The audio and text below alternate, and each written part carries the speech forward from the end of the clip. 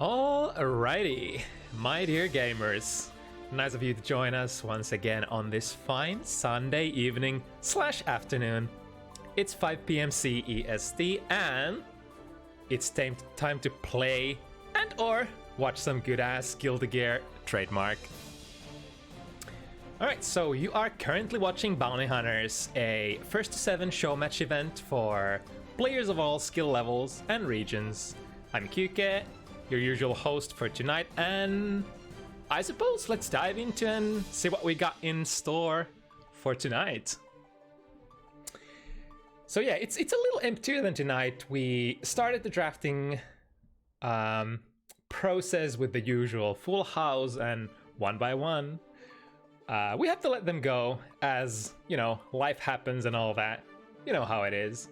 But on this channel, I mean, we've always been pretty spontaneous, have we not? So it's kind of fitting, is it not? And as an old and wise man once said, fuck it, we'll do it live, and I'll be damned if we can't run a quick and dirty FT7 event with only 6 players standing. So, the 3 we are looking at tonight: Vahvaloac Chip from Finland versus Eyes of a Testament from Hungary, Radune Leo from Sweden versus Tomi from Finland, as well as Javichu from Spain. Actually, I think Javichu requested to instead rock the Canary Island colors, versus Sierra Vice Gold Lewis. So, pretty interesting matches for tonight. Even if we're pretty quick and short, it's definitely, I guess we're emphasizing on the quality tonight, and I think all of these matches have pretty decent chance of being bangers. So for the first match of the evening, Vahvaloac versus Aizava. This will be Aizava's second showing on Bounty Hunters. Initially had that tricky match versus Frinky Potemkin, and you know, at lower skill levels, Potemkin matchups can be pretty daunting for pretty much any character. But this time, we'll be serving a completely different kind of stew, as Vahvaloac Chip from Finland steps in to put on display the Chip versus Testament matchup, which, if I I think we haven't seen on Bounty Hunters too much as of yet, but definitely a matchup that I've been on the grind with myself recently, and a pretty interesting one at that. So Chip usually sort of dominates at neutral. Neutral is that one thing that Chip really strives at. If you take away Chip's neutraling, Chip's button advantage, it can get pretty tricky. And so far I haven't really figured out if this is positive or negative for Testament, but I do say that if the Testament player knows the matchup, you can make the Chip player, you can definitely take them out of their comfort zone. It's at the same time for Testament a matchup where you can't really swing your heavy buttons as easily, because like 6 heavy, 2 heavy, even Far Slash and Fireballs, Crows, all of them potentially very punishable, because Chip is, I guess along with Giovanna, the whiff punish character in the game. Fastest speed by far, pretty decently reaching buttons combined with the speed. But if Testament puts out the right buttons at right times, occupying the space where Chip sort of wants to go in, it can get pretty tricky. So it'll be interesting to see if these two characters, rather how much, I guess at rookie levels it's always the question, how much have the players figured out the matchup? How much are they willing to play the matchup? Because, you know, even at higher levels of play, I would say that you can get pretty far even if you're not playing the matchup, depending on what matchup you are playing. Like, for example, if at optimal level we take the classic Potemkin versus a potent zoner. Unless the zoner character plays it perfectly and doesn't let Potemkin in even once, of course the matchup is in favor or in disadvantage for Potemkin. But you know, things don't always go as planned. Things don't go as they go in the movies.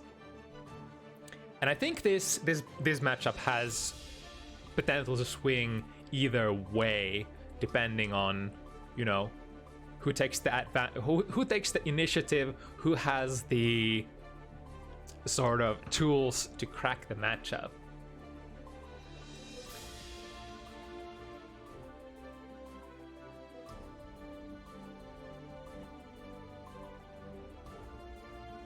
But yeah, let's see. I think we have one of the players in the lobby already. Let me check if I can see which one it is. Oh, also a little side note: we've finally ditched our ancient age-old in-game UI. So let me know if you guys like that one. It's a little what's the word I'm looking for? Not even, not symmetrical, but we'll see how it runs. So we have Aizava already in the lobby. Let me prompt Vahva also.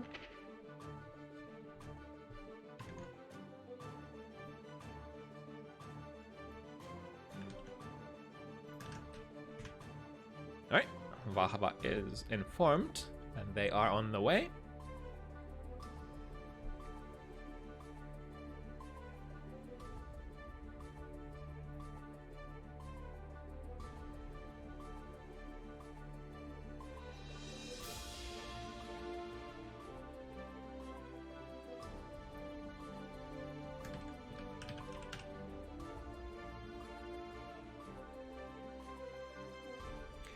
Aizava on their second match on Bounty Hunters. Vahvaloac also has been attending here and there, but definitely not the most active participant. So it's super interesting to see Vahvaloac taking on the rodeo once again.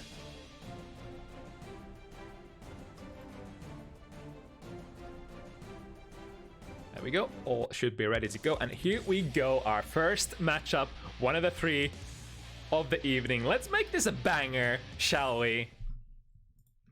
Chip versus Testament. I think what Testament wants to do in this matchup is, if you can get the stain on, I mean, it's pretty obvious for basic Testament strategy, but if you don't have the stain on Chip, you really don't have the same effect that a lot of other characters have on him, like Sol, Nago, Louis, hard-hitting characters. Testament really doesn't do much without the stain. So once you have that stain on point, as Aizava has now, look at this, it's gonna convert into pretty decent damage. Of course, depending on the hit. Really fast wall break down, and we have the 50-meter ready to go. Little overhead. Unfortunately, Vahva didn't have the 50 meters, so no conversion. Here's the burst. And oh my goodness, can I even RC this? Yeah, hold the pressure. Aizava potentially looking for one more. Even the fireballs are okay.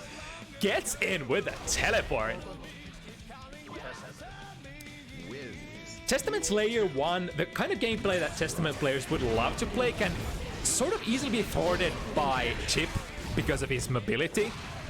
I think so far Vahva has been much less moving around, sort of just checking what kind of tools Aizava wants to bring to the table, so not being too crazy just yet. Ooh, 6-speed, there we go. A lot of Testament spokes can actually be beaten with a 6-speed. Then again, for Chip, I would say 6-speed as a neutral tool, as a footsies tool, probably one of the weaker 6-speeds in the game, because historically, Chip has had a very long recovery. Like, you could see it right there. If you whiff 6-speed on Chip, you're gonna be standing there for like half a second.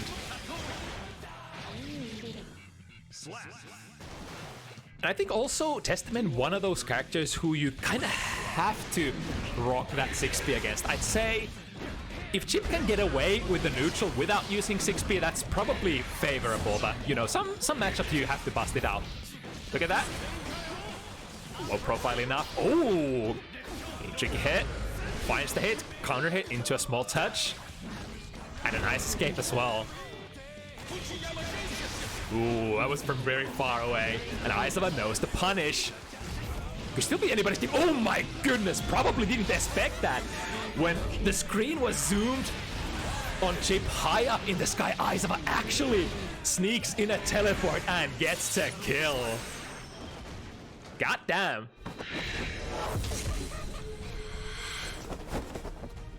You could argue Testament's teleport, kind of like, you know, kind of like Venom in the old games, can definitely be intercepted, but you sort of have to drop everything you're doing and concentrate on that. We talk about mental stack a lot. Testament definitely has a lot of tools that can stack up on your mental load. The high-low, Exabeasts or Arbiter signs, teleports, all that junk that can be thrown at your way from full screen. Pretty nice burst. Bursting Vahva in the corner. DP misses against the Arbiter sign. Another very aggressive teleport overhead. Cashes out. Is that actually gonna be a kill? The wall stick, but the crow from safe distance. Testament has like pretty decent time on characters with good DPs, because unlike many other characters, you don't necessarily have to commit. Oh my goodness. Vahva was kind of lucky getting away with just a couple of scratches. In that DP situations again, the stain is on. Big damage is on the table. This time, managed to somehow dodge the teleport, and here we go. Chip's big damage. This is the one situation where Chip deals a lot of damage. The corner, the wall, up slashes. If you can get pretty much any character in that situation, it's oh my goodness, that's actually a lot of damage. I think though, did the Calamity 1 actually whiff on the main body? Because I know Calamity 1 in that situation can actually hit both the clone and Chip himself, dealing sort of like double damage. I think that time only one of them took damage. Mankind knew that they cannot change society. Because that's one of those situations where you can just explode. Supers like Calamity 1, Ram's Reversal Super, supers that hit pretty far away and can cleave two different targets. They can just make Chip die with pretty much one hit there. Right, finds a way in. Very important one as well. Whenever Testament has that stain on you, you want to land a hit as safely as possible. Doesn't matter if it doesn't lead into much, you nullify that Testament damage advantage that they have on the table. Very nice interception. There we go once again. Whiffing a fireball, Chip has that tool, the mobility, the speed to get in on you and tag you out of your recovery. RC, what's it gonna be? High-low? Kinda looked like Vahvaloac might have missed the mix-up they were going for. Needs only one, but the big far-reaching 6-speed and the teleport. One more hit, and again, the teleport catching Vahvaloac off guard a little.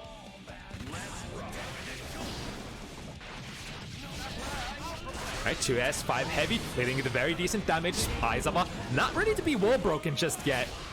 2K, tick throw. Chip, not the furthest throw range, but you know, makes up for it completely with their movement speed. Ah, here come the Chip mix-ups in the corner. Break the wall. Vahvaloac has so many resources to make this work, but now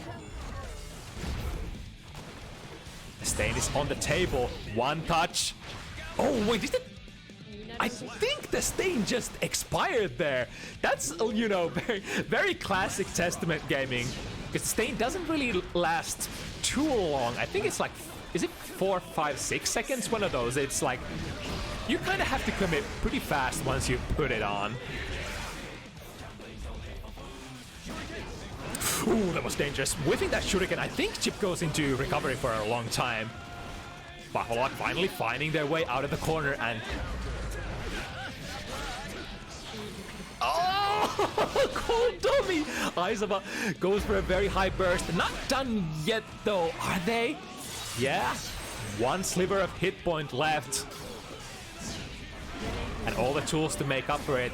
But here, yeah, as soon as I think when Vahvaloac touched Aizawa in the corner there, especially with that positive bonus, it was gonna be tough. Chip, I think Chip is one of those characters who can run sort of endless pressure as long as positive bonus is on. One of the better characters to loop it. I think, like, you know, it's a very Strive thing to be able to loop your pressure forever once you break the wall and manage to, you know, push the opponent in the corner once again. Alright, big close slash. No canceling the super. I wonder, Vahva didn't have the 50 meter there at the start. But here we go, the basic wall break. Aizawa has the meter to play here, has options, but yeah, there we go. Everybody wants to get away from that hard knockdown situations. One of the trickiest places to be universally. Can't blame you for reaching for your metered options. This time, the Calamity one, actually one of the slowest reversal supers in the game, just didn't end up working. Oh, a little too far. Vahvaloac, again with the tricky cross-ups. Left or right, here we go. Good burst, gets 100 meter for their troubles, for the timing. Spend it. Ooh, not willing to spend the remaining 50 on that overhead hit. Unless you charge, it's not gonna lead into much if you don't have Stain as well. Overhead pop. Ooh, tried to cash out. See the full screen situation when you land a Arbiter on an opponent with Stain, you can sort of choose to take the Oki or take the extra damage. I think Aizawa tried to end the round right there, but now next round, Vahvaloac working the corner, the air dash. What's it gonna be this time? Empty low into super. Looking good so far. But a lot of the time, Chips, life bar, fully there for aesthetic. Oh! The comment grab gain rolls and catches the throw attempt. And Vahvaloac evening it out 2-2. I'd say the fifth matchup point, or the fifth game, is usually when the initial data has been sort of downloaded. We know each other's patterns to most part, and this is where the RPS really starts to kick in. Ooh, nice interception. Couple of kicks. And Aizawa finding their way out of the corner, just like Venom in the other game or in previous games. If if Testament is back against the corner, you gotta be really careful if they manage to get a fireball out, because on a moment's notice, if you're not in Testament's face, they can actually choose to teleport out of the corner, and if you're not ready for that, that's a lot of value lost for you. Vahva with the full stick of butter. Ooh, nice tech from Aizawa, but not enough. After that tech situations were even, and Chip with those really lightning fast buttons can force the opponent to pretty much hold it. A bit of teleport action. Oh, important overhead, manages to nullify that Stain. And now Vahvaloac looking to go for a round just as previous one. 6B a little late there, finds the hit. Doesn't get the super cancel, however, now that 100 meter and the positive bonus on top of that is available here to be spent for that last hit. Oh, that was actually kind of interesting. Going under with 2k mash against Testament Jump D.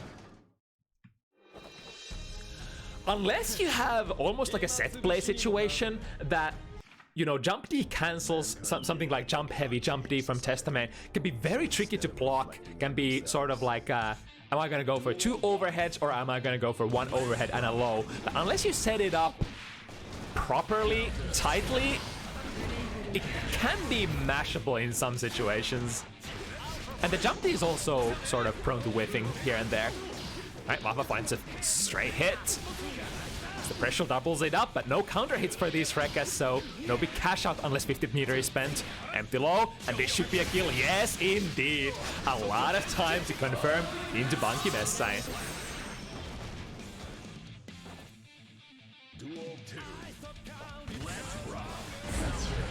Ooh, big one. It was actually an opportunity to pick up with, for example, 5k. But we would do what we can.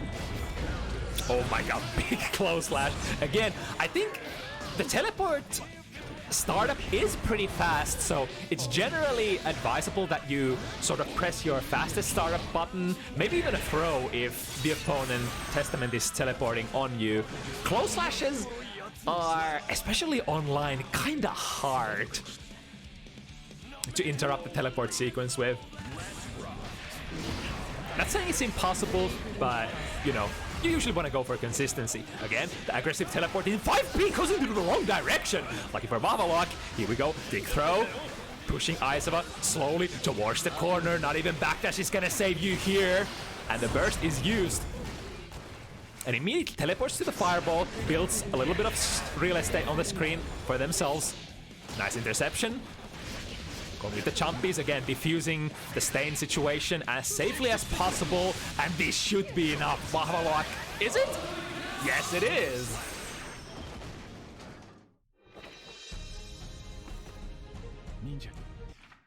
You know, a lot of times I'm on the edge of my seat when Chip goes for the last gambit super.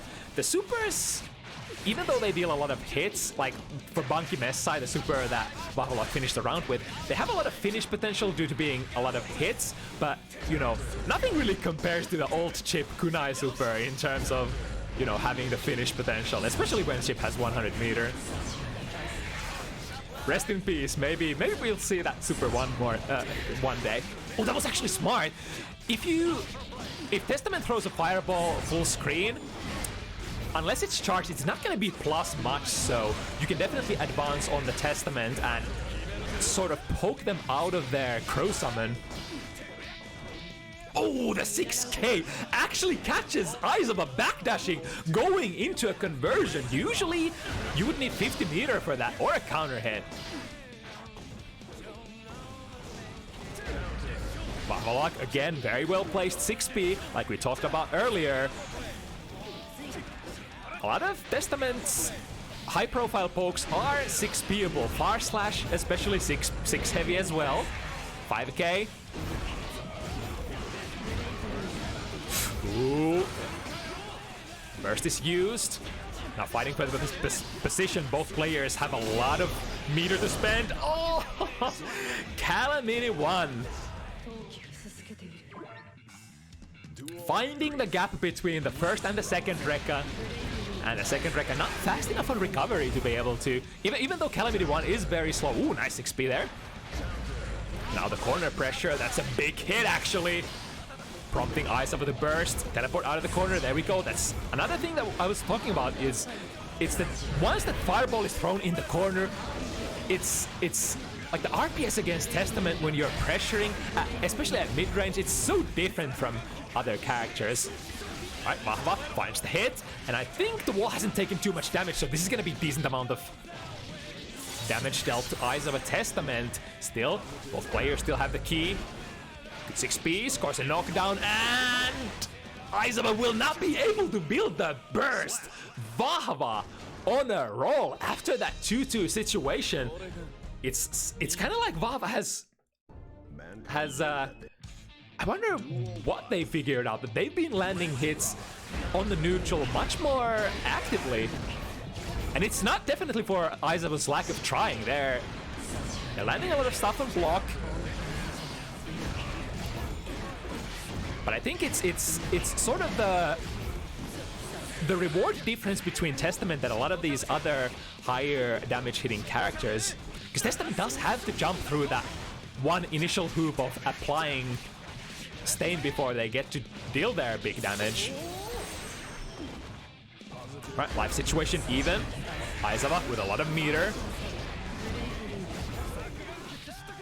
Okay, situations like this. Ooh, that's a good burst timing. Actually managed to get the 50 meter out of Aizava. The overhead. Watch your head. Side switch. How's this gonna go? It's gonna be very close. Aizava still with their burst, trying to go for the gold one!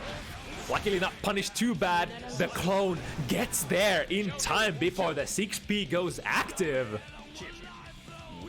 Yeah, the 6B, relatively slow button. I think Testaments, is it 10 frames or 11 frames? Oftentimes, if you want to interrupt that clone, I think you have to go for a faster one. Genrozan as a media option. Still without answer. And that Genrozan, the Leaf Crab deals really considerable amount of damage, so if you can use it as a tool here and there for, you know, throwing the opponent off and making their mental stack larger. Oh my goodness, again, with the big close slash. This could even be a kill if this wall sticks. Not quite, really close though. The state's also applied, so Vahvaloac has to be very careful. The little lava kiss from the up fireball. I think a lot of fireballs on the ground can be dangerous in this matchup, but if you have that backwards sort of backwards going momentum, for example, air backdash, S fireball, or heavy fireball in the air, those occupy a lot of space and can be like sort of go-to simple ways of, you know, preventing Chip from doing their thing. However, Aizawa here taking another one from themselves after a couple of games, signaling Vahva, we're not done yet. There's still room for counter, what's the word? Counter adjustments.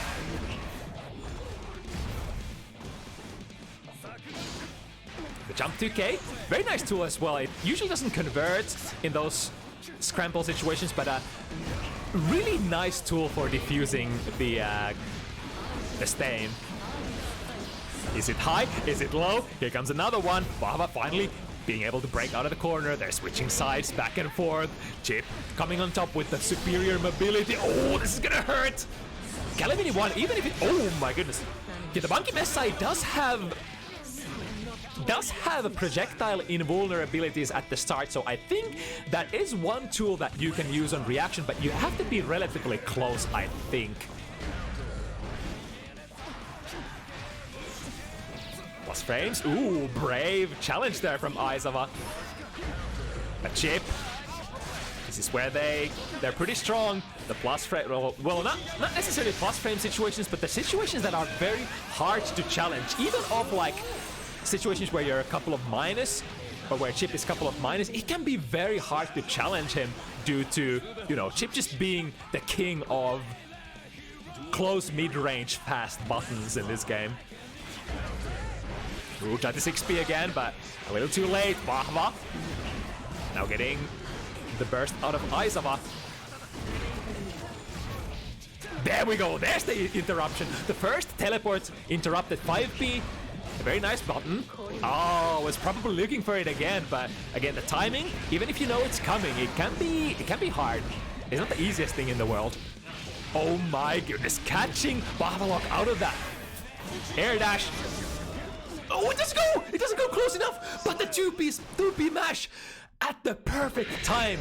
The grounded Alpha Blade can be interrupted.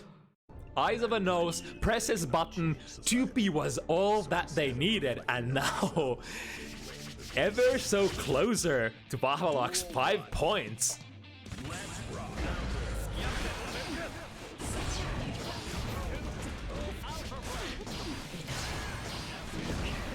Alright, burst has been used by both players. There we go. Oh, yeah, that time Vahvaloac managed to walk back quite a bit. Oh, that's actually pretty good. Reacting to the Genrozan with backdash, especially at that distance. If Chip has like the tip range on you, backdash is good. Or if you're reacting like very, very late, you can definitely backdash out of the late active frames of the Genrozan. But a good punish here for Vahvaloac. Was very ambitious. Calamity 1, of course. Calamity 1, even though it's one of the slowest reversal supers in the game, it has that, you know, ram reversal super factor. It reaches so far. And the fact that it is super slow, it can catch you off guard. Into, this will go into the corner. Let's see Chip's help. Not gonna kill quite. Vahvaloac able to bust out of the corner and coast to coast. Ooh, actually getting a blue there. Very nice timing on the burst from Aizawa though, putting Vahvaloac in the corner. However, Vahvaloac deciding I'm not gonna live here for very long. Get me out. I am Chip. I have trouble triple jumps for days. And now, is it gonna be enough? There's a lot of damage on the wall already. It's not on the hunt for the last hit, but one hit from Aizawa could do it as well. Jump, slash. I think I saw the startup of 6 speed there from Aizawa. But alas, the jump in from Vahvaloac puts them at 6 points.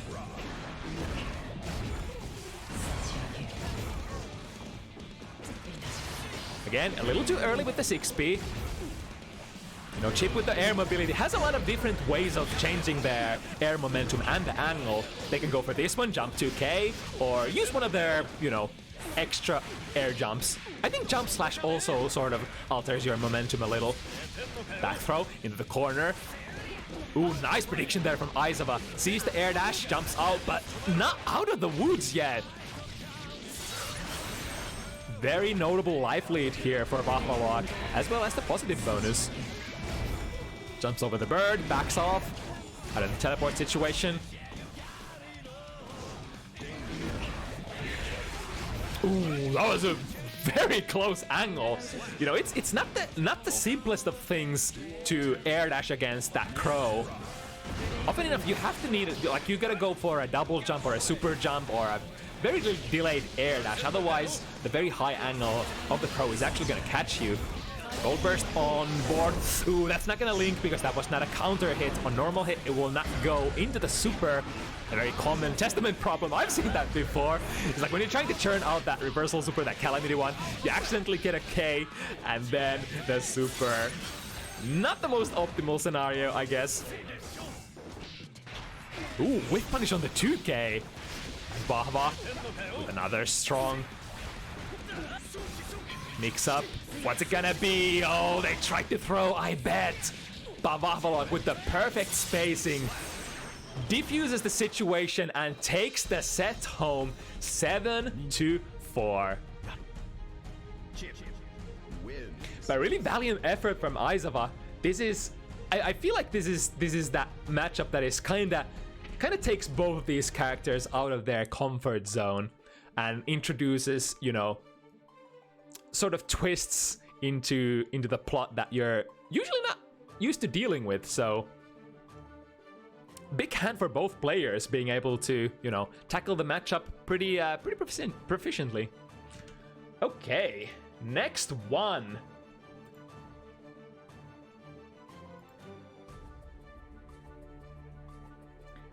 Radune Leo versus Tomi Zato.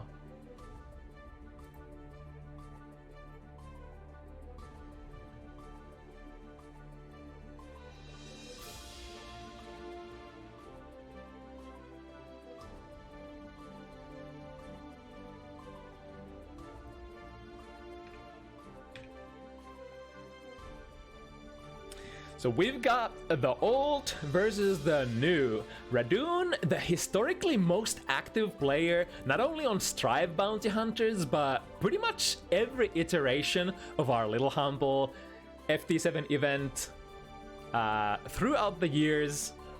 Radune, the beast that hungers, the man who cannot and shall not be tamed. He will carve his own destiny on the way to victory, live and die by the sword. Those are the rules that Radune lives by. Be confident, be brave, be wild. And oh boy, is our Zato player gonna feel it tonight. What a better way to welcome to a new face on Bounty Hunters than set them up against Radune Leo.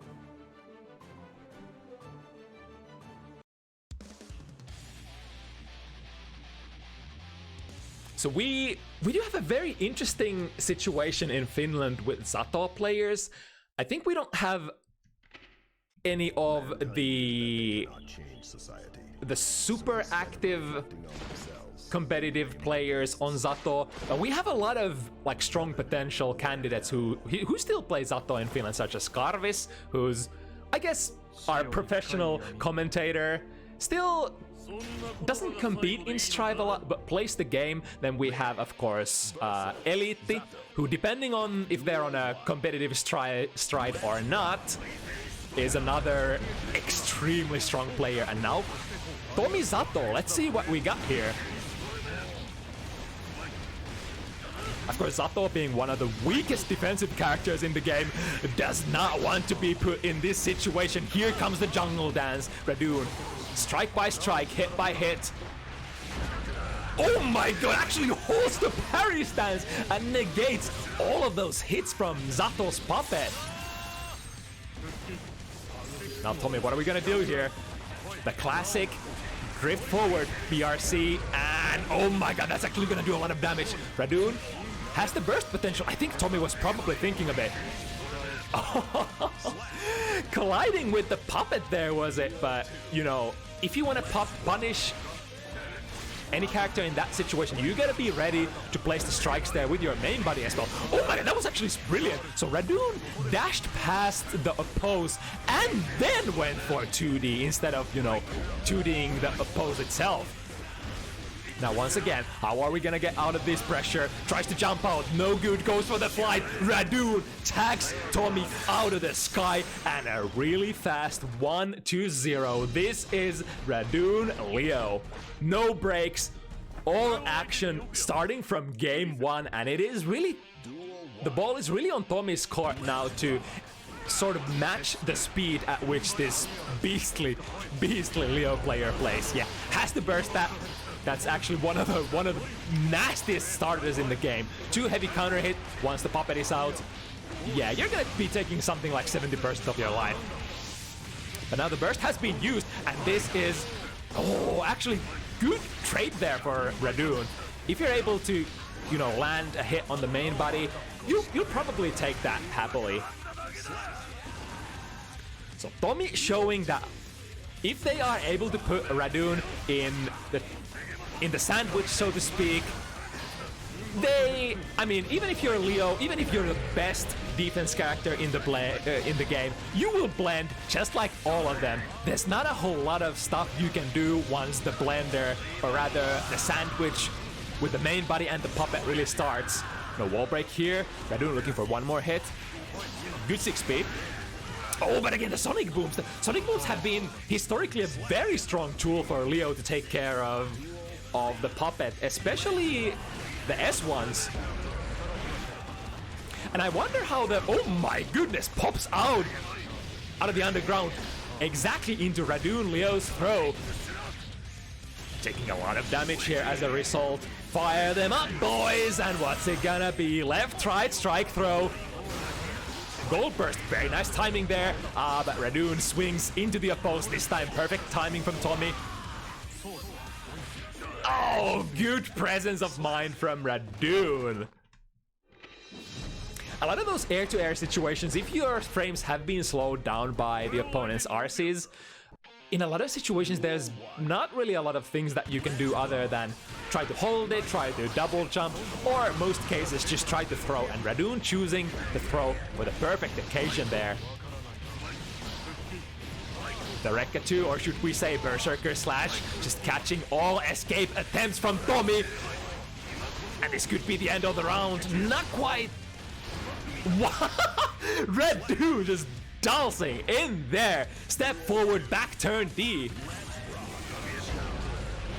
Alright, here we go. Now, Tomi setting it up properly, but doesn't get the proper optimal DP punish. However, ready to deal with the Rekka 2 this time.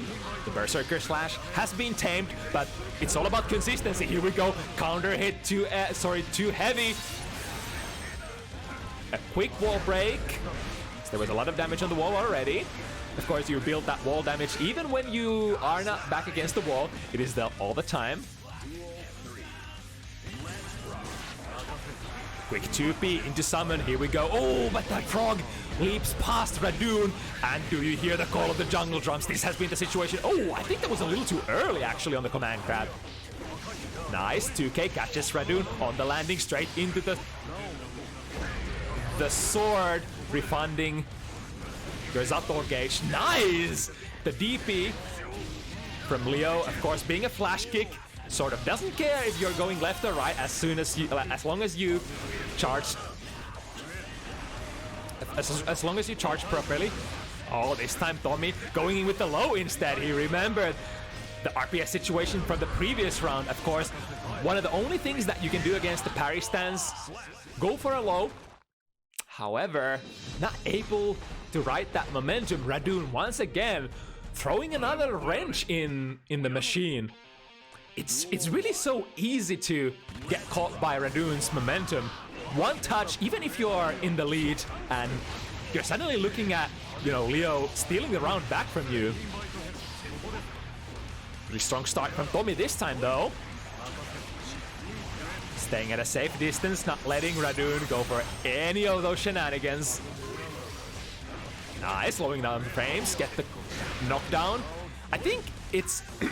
Zato is okay. Oh, waited for the burst. Unfortunately, Radune chose to fire that burst still in a very precarious situation, so now they're not gonna have it for this round. Yeah, goes for the load once again. Tomi has learned their lesson. When you see the parry stance, hold your ground with oppose and go for the low. Ooh, messy guesses. Radune again, crossing up with the Berserker Slash, but Tomi has an outstanding life lead here. Just one hit. Oh, the explosion from the red RC, breaking Radune out of that strike. And we are officially on the board. This is where the chase begins. I mean, to be perfectly honest, Radune, even though they've taken 3 games in a row, it hasn't looked like Tomi is lost. They definitely have the idea how to play the matchup when they can put Radune in the sandwich. They know how to play it. I mean, there's a couple of situations here and there where Radune sort of manages to inch in a flash kick. But if Tomi manages to, you know, tightening up the strings a little bit more, we could be looking at a very convincing swing of momentum here. Ooh, touching the parry stance. Oh my god, how did Radune actually manage to reflect all of those? The patience, the nerves. Back turn P, one of the strongest anti-airs in the game, catches the fly once again.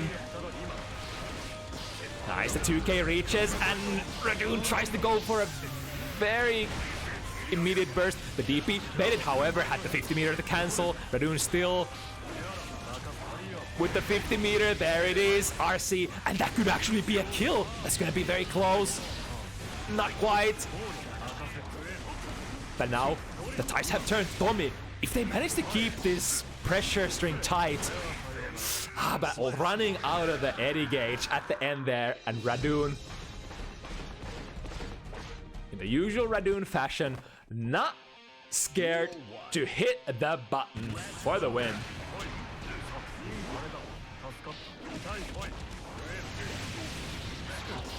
But it's time to go once again into the lion's cage.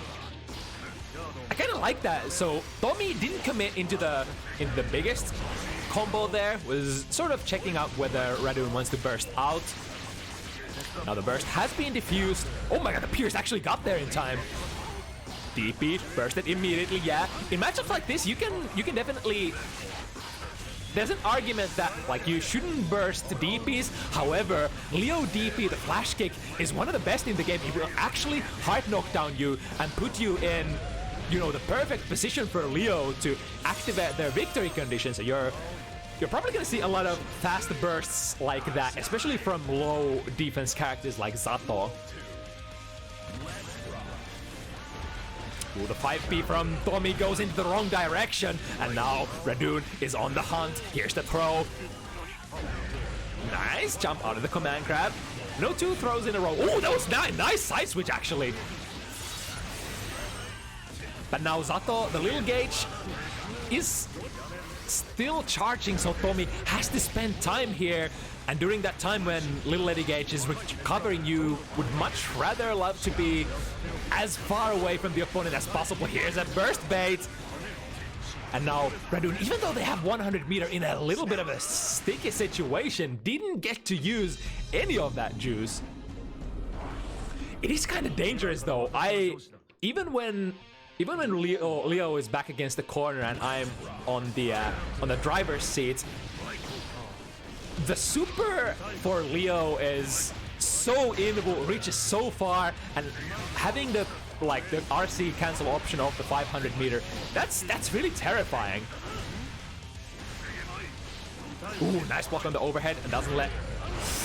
Yeah, again, immediate burst. Radune knows the potency of that combo. Back and forth. Ooh, there we go, nice. With the delayed throw, Tomi manages to throw Radune into the corner, snipes the little guy with 2D. And now Tomi has to waste a couple of seconds more. Here we go. The puppet is ready to go. And no DP available for you here as long as the opposed puppet is standing in front of you. He's pulling Radune into it once again. The 2D against the oppose. Oh, the two heavies are hitting hard. Here's another bait. Radune has the burst. Probably has to be thinking of it. Tomi, however, goes into a quick wall break. Oh, tried to score a tricky gold burst at the round start. But no dice. This one is for Tomi. And we're getting closer. Is it a download? Is it just perception on the opponent's habits? No matter what it is, Tomi has been able to, I think it's more like being able to keep their pressure strings tight enough. I think it is like Zato is, in my head, 100 offensive character. It's like probably the strongest character in the game once you get the opponent where you want them. Maybe bar, I don't know, Gold Lewis. But this character is all about firepower, and there's like one of the nastiest thing about Zato's pressure, there's not a whole lot of stuff you can do against it. And oh no! Floating into the last hit of the super. But Tomi still in a very confident position, needs only one hit. But so does Radune. This is a hard knockdown, and here we go. Oh, went for a backdash there as an disengage. Interesting. And Tomi caught that with a with a 5P. The 6P. Soft knockdown sets up for a very nice pressure. However, again, this is the dual nature of Zato. Once the Eddie Gauge is gone and you don't have 50 meter to use Sun Void, you're gonna have to hold potentially the opponent's pressure, because, you know, Zato without a puppet, we all know, probably the worst character in the game. With the puppet, maybe the strongest character in the game. It's just how it is. And now Radune cashing out. Tomi with a burst. Let's see. Oh, what a shimmy! I thought that Radune was going for a strike there. Immediately, but tricky. Alright, dash 2K. Giving Tomi a mix-up opportunity. Yeah, keeping it tight. Yeah, Radune having way fewer opportunities to mash through the puppet pressure now. Sun Void, this is to fill your Eddie Gauge, and we're gonna get basically a perfect opportunity to set up here. Closing in, yep. Put the oppose in there so that oh my goodness, perfectly timed throw. Prompting immediate burst from Tomi. Doesn't want to get caught in the corner and the hard place. Has to RC. Oh my god, Tomi's defense escaping that very tricky looking situation, bringing the situation even. God damn.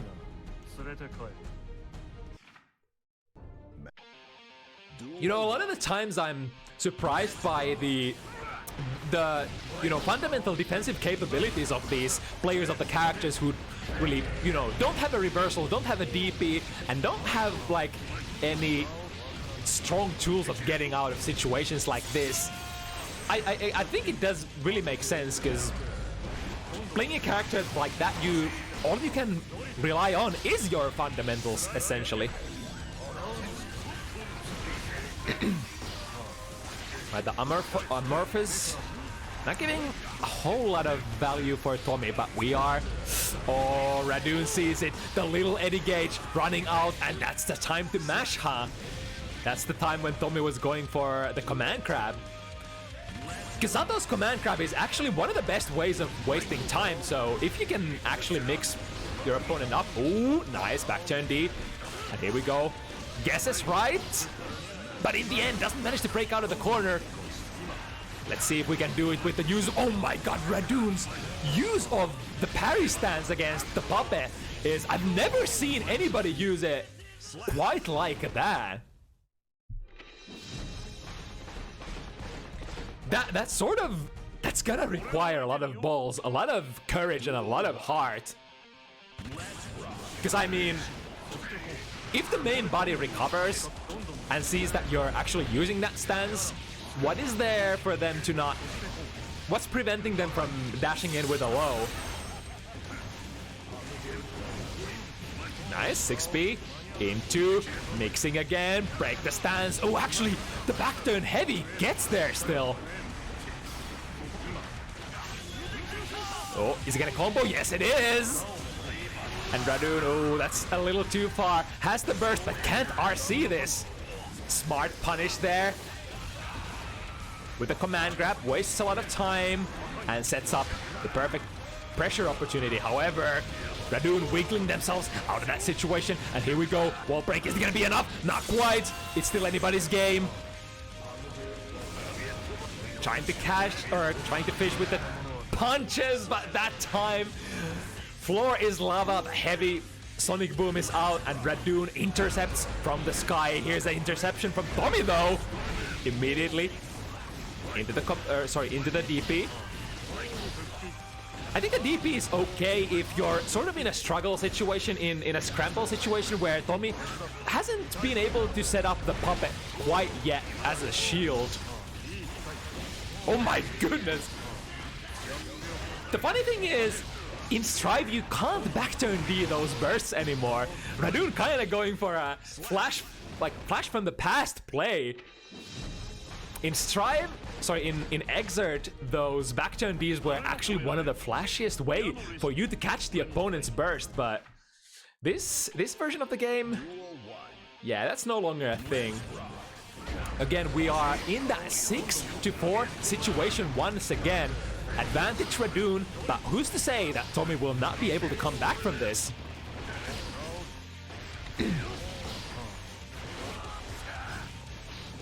There we go. The dash forward 2K breaking the parry stance, and this time Radune doesn't have a burst, so Tomi can finally deal their max damage. Saving the little Eddie Gauge is available here. And here we go. The 2S actually anti-airs it. The jump D from Leo, not the best hitbox in the hoods. It is one of those like dive kicks kind of moves that sort of... The value is that it changes your momentum and makes you a little harder to anti-air, right? Another sandwich. Very nice trade for Radune.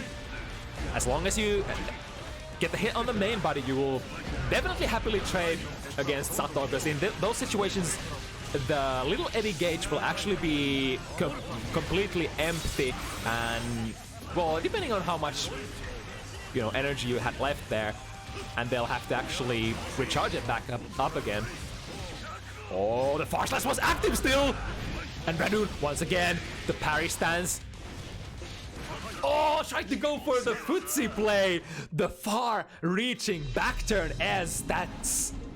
For a character like Leo, that has surprising amount of range. Tried to sort of invite Tomi into pressing a button, but Tomi just held their ground and opted to whiff punish instead.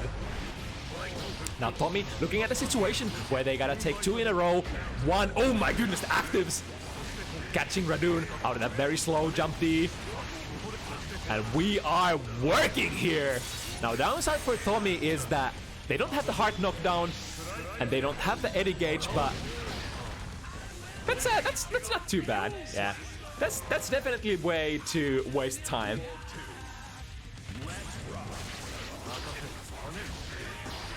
And the frog leaping, catching Radune, but again...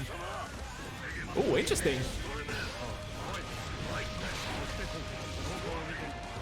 Alright, disengaging, maybe baiting the burst there. Radune not ready to fire it just yet. Here we go. Is it back? Is it front? Is it strike or is it throw? You're not gonna see these mix-ups in Strive. Once reactable overheads, no longer so. Radune bringing the jungle drums on Tomi, and now on set points, Tomi has to play 3 rounds out of their minds to come out of this as a victorious. Jump D. Very interesting button from Zato. Intercepts Leo from the sky. Oh, here's the far-reaching 2D though into a hard knockdown. Oh my goodness, the throw is good. I wonder if Radune can actually dash forward here. No, they can't. The Amorphous actually blocking all that real estate. Radune, 50 meter on the board. It has been used, but Tomi diffuses the situation. The puppet is on the board. Radune can't strike here.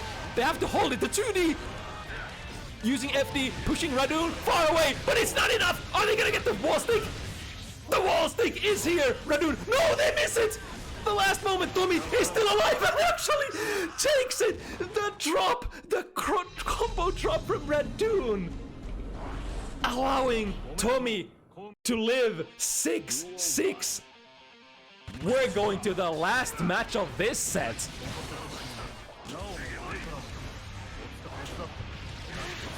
This time the oppos once again on the table. You, as a Tomi, you wanna keep that puppet in front of you as much as possible when you think Radune is going for it. There we go, again. Puppet attacks, keep them parrying, and go for the low.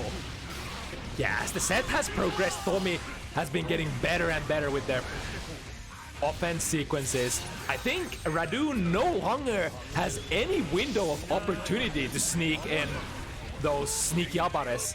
Oh, look at that, the footsies. Was that against Radune's 2D? The 2K from perfect distance. However, Radune is not done. He's approaching. Let's go of the parry stance at the perfect timing. And look at this, the damage, the wall break. Radune has 50 meter, Tomi has nothing. But luckily, Tomi is sitting on 1 round lead here. Again, the situation doesn't allow Tomi to set up the puppet as a shield. Good throw. That was from a very ambiguous distance as well. Filling up the space. Radune has no choice but to hold this. Oh, here comes the big punish. Radune doesn't have a burst. This will be max damage. There's the burst. At 100% meter, Radune is Tomi gonna fire it? Smart. No trigger there on the burst. Wants to take it on the last round. That would have definitely been a mistake if Tomi decided to go for it. And now, oh my goodness, Tomi, the first time debut match finish Zato player, one of the few looking to bamboozle Radune, but Radune doesn't give a fuck. He's on the offensive, perfect backdash, manages to evade the command throw, punishing pretty much everything. Radune is going in so aggressively. The 2 heavy comes out. Radune does not have a burst. Is this it? Last ditch effort, but the drills, the puppet drills.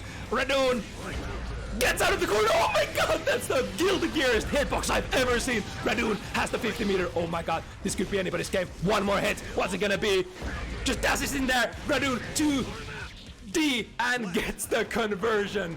Comes back after that critical drop on the previous round. Radune somehow, through some miracle sequence of events, manages to secure that game for themselves. But again, holy shit, what a match.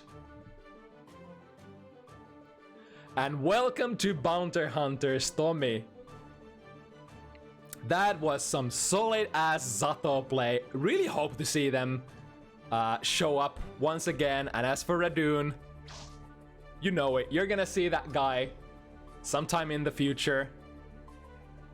If there's one thing that is constant, it is Radune Leo for for Bounty Hunters. All right, one more to go, and I'm already losing my voice. That's not a good thing. We have our last matchup of the evening. Sierra Weiss Gold Lewis from Germany, facing off against Javichu Kai from Spain.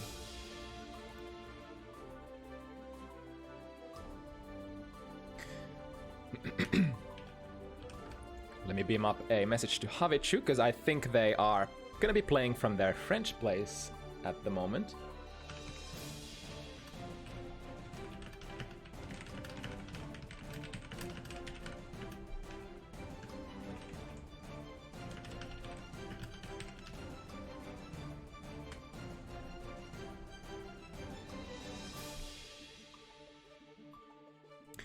Alright, so far, are you not entertained? Only 3 matches, but it's, for this week, quality seems to be triumphing over the quantity. Because we had some pretty close matches so far. And one more for the road. Here's the big banger of the evening. Javichu coming off a fresh win versus Zoki's Nagoriyuki last week. We're talking about a solid vanilla Kai here, and I'm not saying a vanilla Kai in a in a negative way. On the contrary, I'm saying that as a compliment. They sometimes call Kai the king of mediocrity, but I say he's the king of fundamentals. And unless you master the buttons, there's really no way you're gonna make it far with Kai on pretty much any Guilty Gear game. And we're looking at one of those warriors who have pretty much religiously stuck with Kai throughout the lifespan of Strive, have practiced the sword, and, you know, the results for Javichu have spoken for themselves, truly. Their opponent, though, similarly famous, at least on Bounty Hunters, a slayer of many, even surprising top-tier names. Sierra Weiss, another Bounty Hunters legend on Gold Lewis. On the hunt, looking to add another scalp in their collection, but you know, I have my doubts whether Javichu Kai is gonna go down easily like that.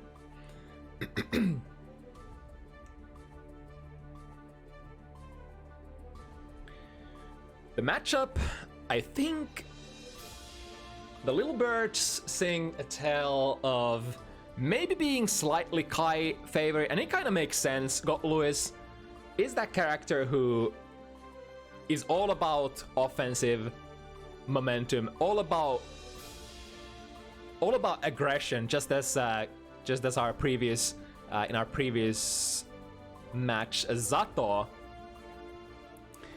But his defensive downsides come from more the fact that your mobility is kinda lackluster. You're one of the slowest characters in the game. At least you have a dash. That's what separates Potemkin from Gold Lewis.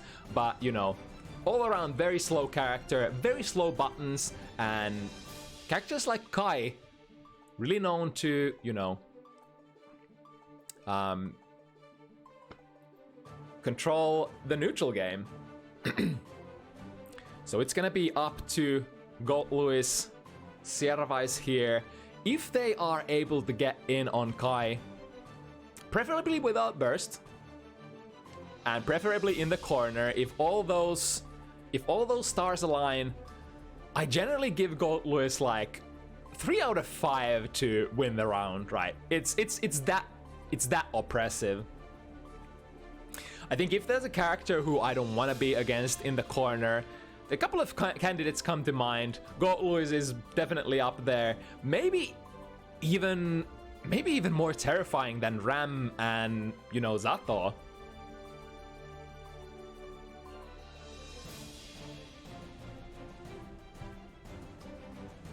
Because at least Ram doesn't touch of death you, right?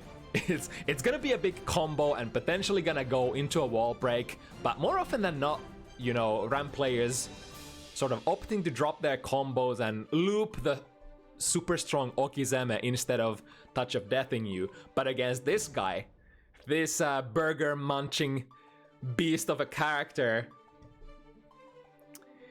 yeah, you get touched once and you easily lose 80% of your life if they get a really nice starter.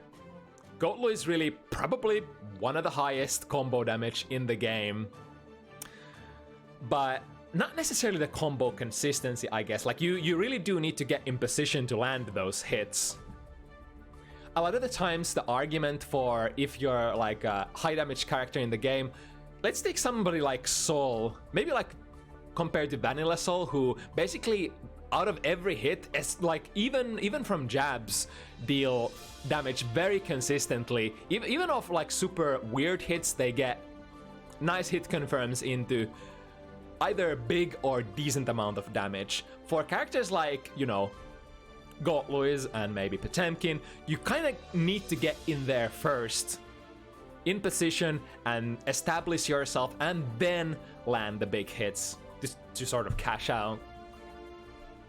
Some tools that Goatluis can use to overcome this matchup, I think universal victory condition for Goatluis, their security gauge level 3 drone. That's the playmaker. That's the one thing that if you get it out at neutral, it will be seriously difficult for the opponent to escape that. If you try to jump, Goatluis has really big air buttons, jump slash, first thing that comes to mind, pulls you back on the ground, back into the drone. On the ground, of course, you're not gonna get past the drone. I think Stun Dipper shouldn't go under the drone, I'm pretty sure. That would make the matchup pretty obnoxious, right? But in a lot of especially zoner versus zoner-ish or controller-ish matchups, Goatlu is really, the security level drone is where the money comes in, right? Alright, we have Javichu in the lobby. Don't get thrown off by the name. This is Javichu from their friend's place.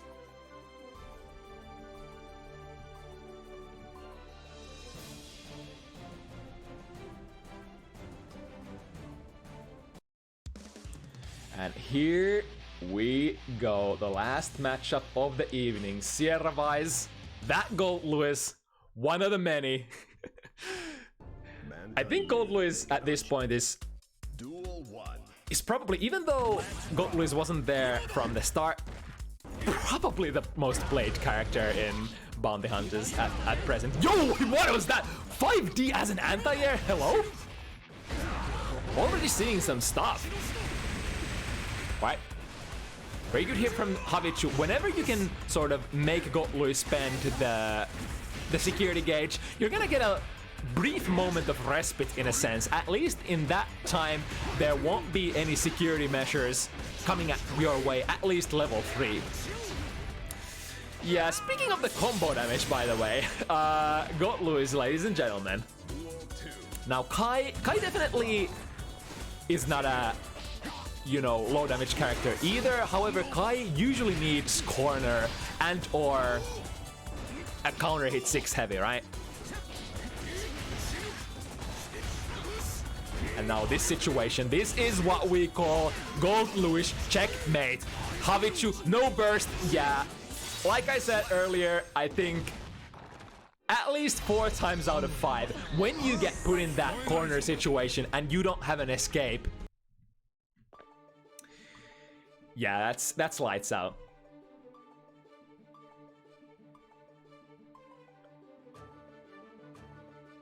All right, so players coming out of the match, maybe switching songs potentially. I think we have our game on rematch, so this would be the player's choice to return back to lobby, if I'm not mistaken. Hopefully the connection is okay, because I definitely want to see these guys play.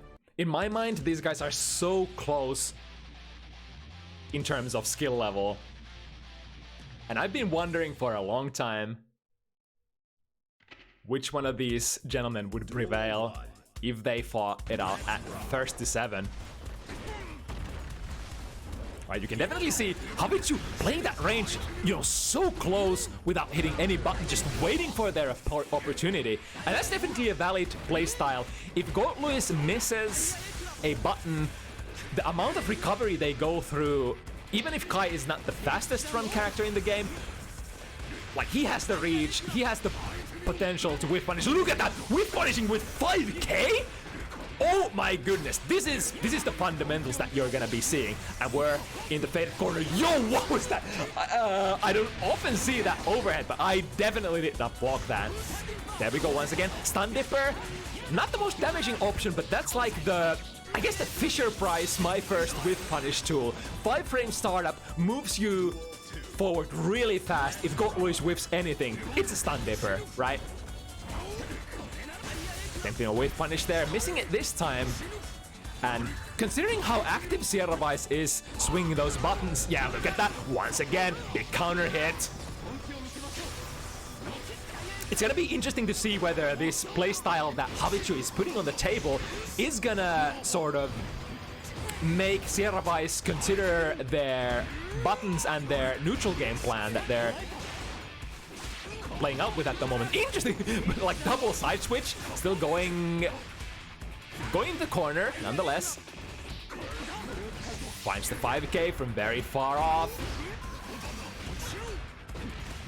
Pressuring, however, we're not in the corner, and here we go. Another tool that Kai definitely enjoys having a good DP. If you don't have a DP, if you don't have a meterless reversal, a lot of the time your only option is to hold it in the, especially in the corner when Gold Luis is slamming those plus frames out of behemoths on you. Oh, the burst bait, but Javichu, perfect delay, managing to still catch Sierra Vice with the gold one even after all those bursts. And now, ooh, 2 PP into, just sets up the drone. Oh, that was actually a brilliant wire C. If Javichu doesn't go for that wire C, they will actually be pushed into the drone. So that was really well played by our Kai player here. All right, knockdown, just, yeah. Being very safe. I think 5k meaty from Kai is one of quotations DP safe DP safe strikes. Kind of like a safe jump. It just, you know, it recovers so fast that unless you have a very fast starting DP or a reversal super, yeah, you can't really contest it as a meaty. I'm not sure if Gold Luis' fastest super with no churning is fast enough, but I guess we might see at one point. Having to take the Vapor Thrust here, Javichu still did not have the 50 meter, but a fast dash in there, yeah. Here's the dilemma. Of course, you want to take out the security level 3 drone, but it takes a long time for you to get that startup off. And if Javichu plays like this mid-range is position, they will always have the frames, the reaction times to dash in and interrupt the startup of that. It's kind of like the full screen like this kind of position where Gold Luis maybe has the frames to take out the drone, but mid-range, not so much. All right, the cancel. A little bit of a combo. Pretty tricky for Javichu here. Has to spend all their meter to stay alive, not take chip damage, and the jump D, the classic from Gold Luis. The show starter is what takes the round here. Now fighting for the first advantage here on Bounty Hunters. Oh my goodness, too heavy. Does it go into it goes into a pretty decent amount of damage. All right, take this. Pretty much, yeah, has to respect, even though Javichu got the hit there, has to respect the, you know, incoming laser beams as a result. Wow, Sierra Vice is so active on defense. This time, the 2P trading not in their favor, unfortunately. Alright, the big sweep, still catching. Javichu coming in. Oh, and here comes the damage. Javichu would love to spend all that meter, but are they gonna get the chance? Yes, they are. This is actually pretty good for Javichu. This is not a hard knockdown. Sacred Edge, a lot of plus frames, and a shock state. Manages to sneak in a pressure reset with the flip kick. Oh, I think. Oh my god, that I was like, who has it? It's actually Javichu. Yeah, that had actually potential to be a double knockout, which is pretty rare, but it does happen in Guilty Gear for sure. Another whiff punish attempt, too heavy. Javichu swinging that too heavy around quite a bit. I wonder.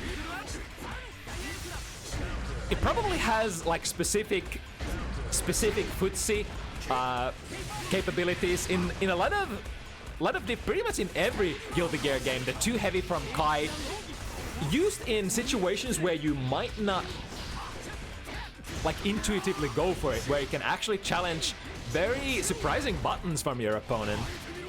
And wall break here from Sierra Vice, evening out the life situation. Oh, nice! Calling out the 5k from Javichu with the jump D. YRC has been used, nice tech. Oh, but the whiff punish, securing Javichu.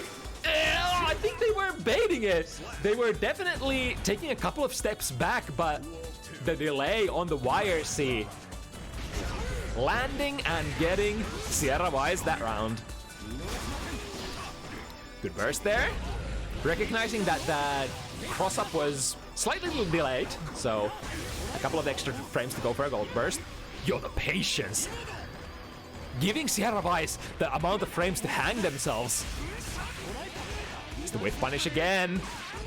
When you're not sure what button will make it, Stun Dipper always will. The good old.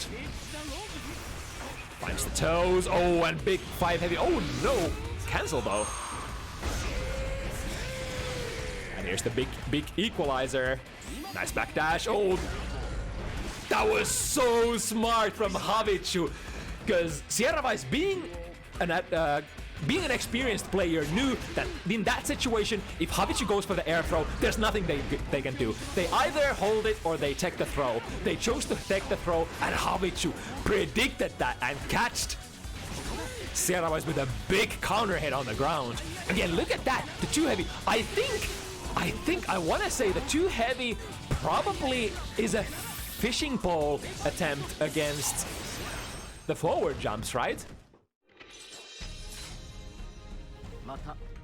At least that's what it seems like for me so far, because, you know, Kai too heavy, very slow, but hits very far and very high up in the sky.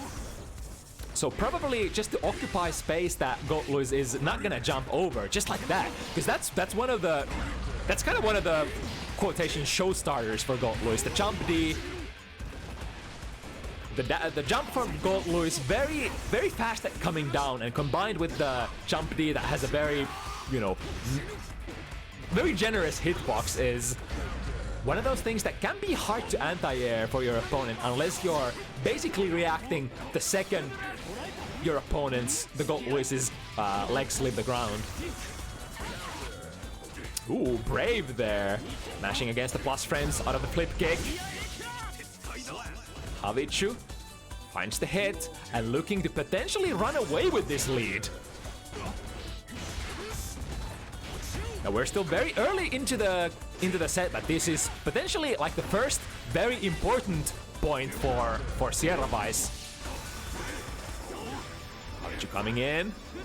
This pressure, ooh, this pressure is nasty. Even though it's at the same time Kai's corner pressure, very honest, but so nasty at the same time. The place where every Kai player dreams of being. Yo, we actually got there in time before the drone goes active. Oh, what should I even call that? Is like BRC enhanced shimmy? Fortunately, didn't get the round for Javichu that time. Skipping past that 2S from Goldluis. Alright, not opting to take the wall break with the super here. Just wants to keep Goldluis in the corner. That's kind of smart. This time, taking it. And now, we are actually in a position. Should Javichu have broken the wall earlier, the next combo would have not killed, but now gets to actually go for a mix-up where even any hit is gonna kill. However, Sierra Vice fighting their way out of that heavy knockdown situation. But not quite able to, you know, keep the pressure alive. I think would have needed an extra 50 meter there to drift forward and sort of start the Gold Lewis grind there, so to speak. Ooh, nice bait there. But the biggest... Oh, that was smart cancel on the clash. Goes for 6p and beats whatever it was Javichu was trying there. That was a fast one. That's a Gold Lewis round if I've ever seen one.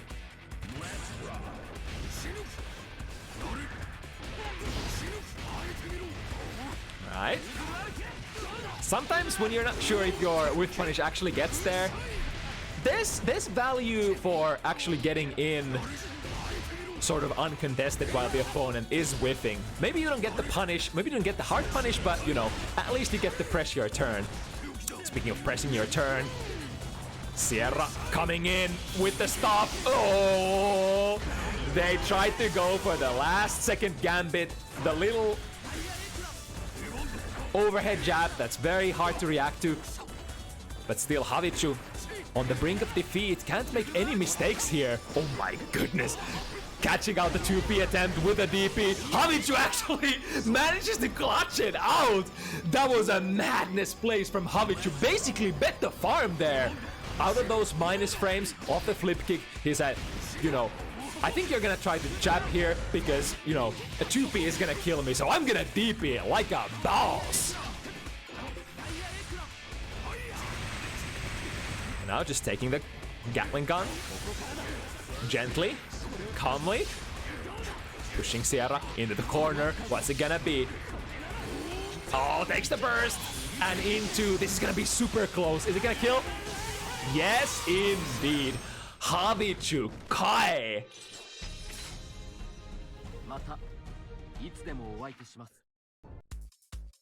Man, they're going so back and forth. Some rounds, Sierra Vice just absolutely annihilates Javichu, and then some rounds, it's the other way around.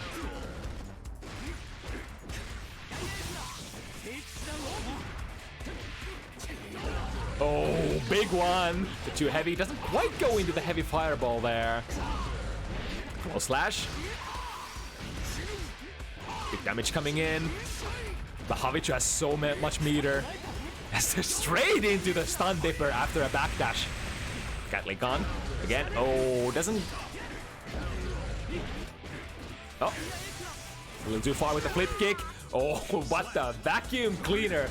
The swiper swipes the ground and comes to anti-air Javichu at the last second. There's a whiff punish. Yeah, Javichu's gonna take those.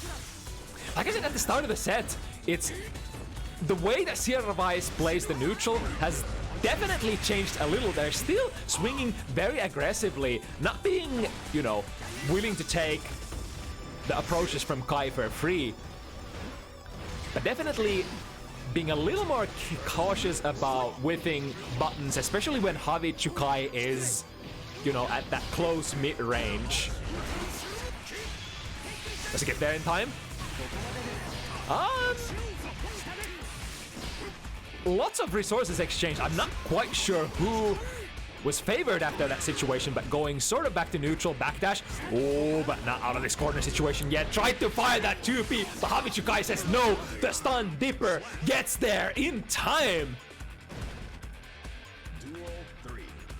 And this is starting to look tough score-wise for Sierra Vice. They've had very nice rounds, they've had very nice performance, but none of that matters when the score starts favoring the opponent, when they start drawing closer and closer to that 7 points. It's the curse of the FT7s. Now here's the big combo into... Oh, missed the input there. That was definitely gonna kill if they churn out the super. Luckily, with the help of positive bonus and a lot of meter. Yeah, I think Javichu did what they could in that situation. The reason they swung DP so aggressively is that if Sierra Vice gets pretty much anything started there, with the amount of meter and the positive bonus that they had, there's very little chance that Javichu would have woken up from that pressure string, right? Especially since since the coughing swings will deal so much chip damage, right? But here's another round that's completely opposite of the previous. Javichu just deletes Sierra Vice's life bar in the pressure string. Oh, catches on the way out! It's the curse for Gold Luis. Your jump doesn't go too high up in the air. It's sort of a blessing and a curse at the same time. A double-edged sword.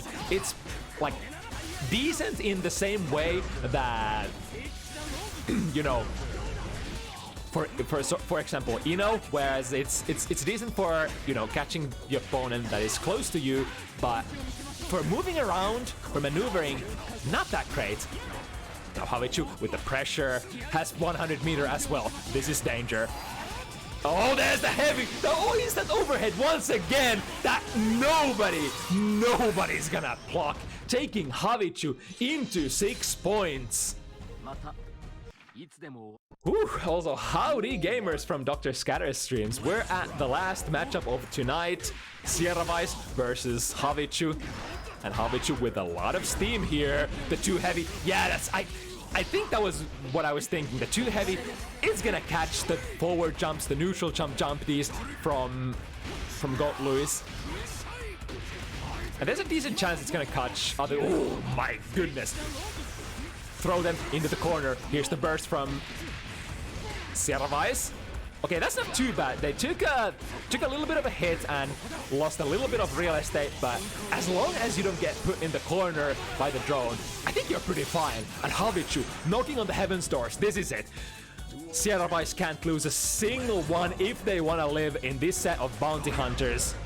Look at that jump D with that edge, the tip end of the hitbox. This is looking like a Gold Luis round once again. Churn it to the maximum.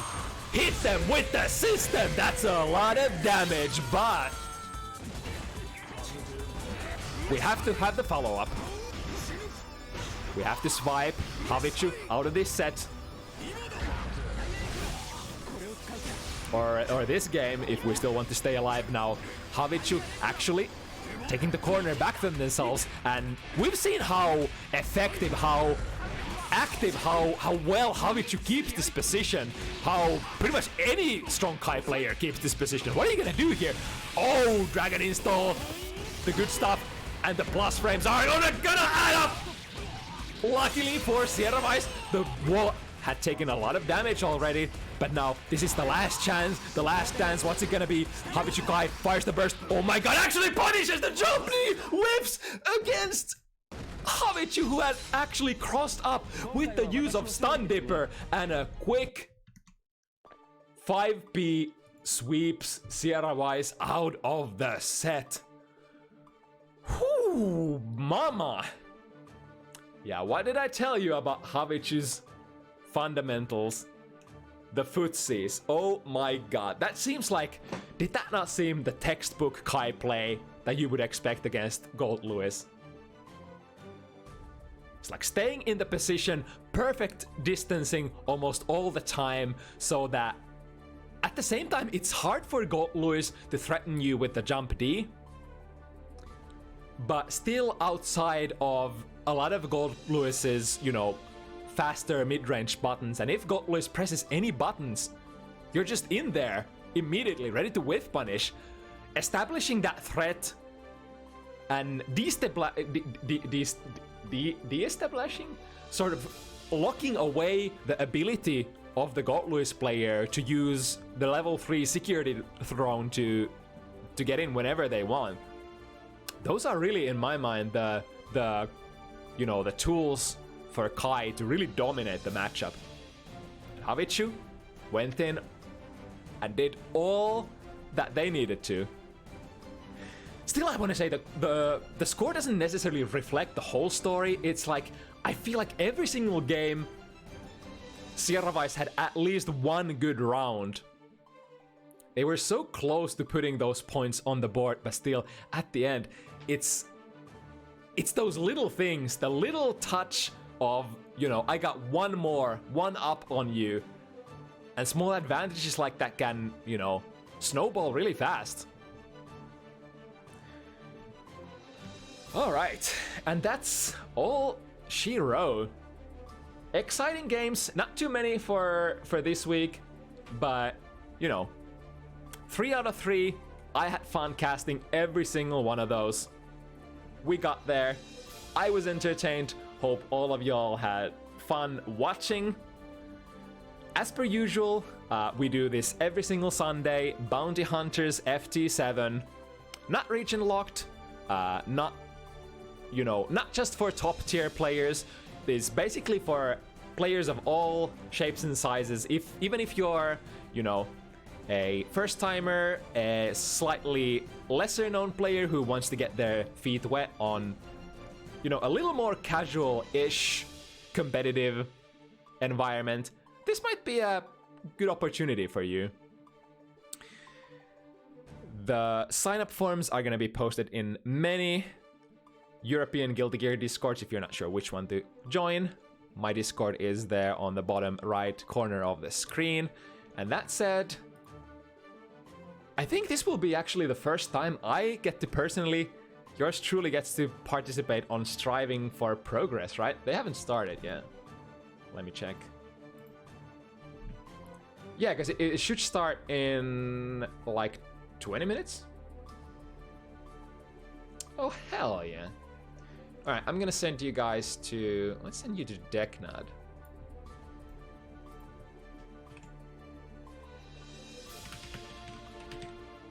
Another active player on Bounty Hunters. German, multi-talent, has so many characters. I think the current character they're rocking is Kai. Alright, all that said, thank you so much for watching. It's been a pleasure once again. See you in a week's time next Sunday for another Bounty Hunters FT7. Till then, stay safe. Bye-bye.